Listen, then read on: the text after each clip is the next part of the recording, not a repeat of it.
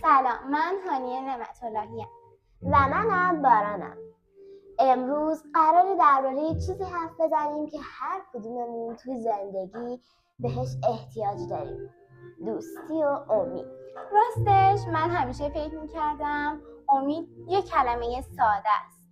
ولی وقتی روزای سخت یادم میاد تازه میفهمم بدون امید چقدر همه چی تاریکه.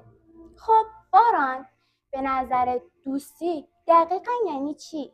برای من دوستی یعنی کسی رو داشته باشی که حتی تو بدترین حالت هم بهت بگه میدونم میتونی ادامه بدی، نه اینکه همه چیزو برات درست کنه و فقط کنارت باشه. جالبه. من فکر میکردم دوستی یعنی که بتونی خود واقعیت باشی بدون نقاب. اگه دوستی این حسو بهت نده به نظرم اسمش دوستی واقعی نیست.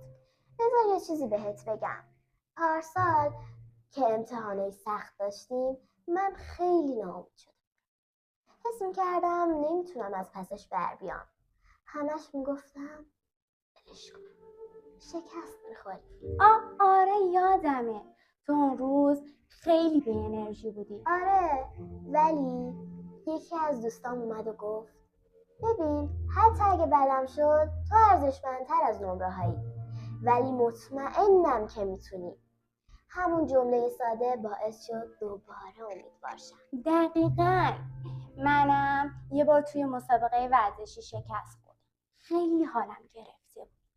ولی یکی از بچه‌ها اومد بغلم کرد و گفت همیشه که نباید برنده باشی.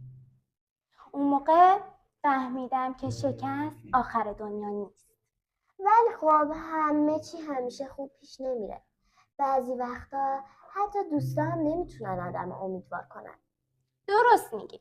ولی به نظر من همین که بدون یکی هست که هوا تو داره و باهات همدردی میکنه خودش نصف امیدو بهت میده. من یکم بدبین‌ترم. فکر میکنم بعضی وقتا باید خودت امید رو پیدا کنی، حتی اگه هیچ کسی کنارت نباشه. خب آره، اینم درسته. امید یه چیزی درونیه. ولی خب میتونه یه دوست خوب اون شعله رو کم کم روشن‌تر کنه. پس میشه گفت دوستی مثل یه چراغه.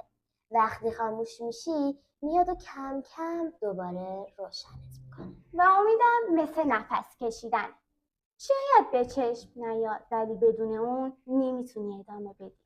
چقدر خوب گفتی. مرسی. پس بیاین یادمون باشه هم امید رو توی دلای خودمون نگه داریم، هم واسه دوستامون امید باشیم. خب وقت برنامه‌مون تموم شد.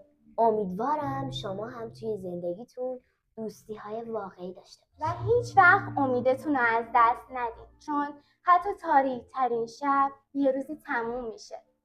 خداحافظ.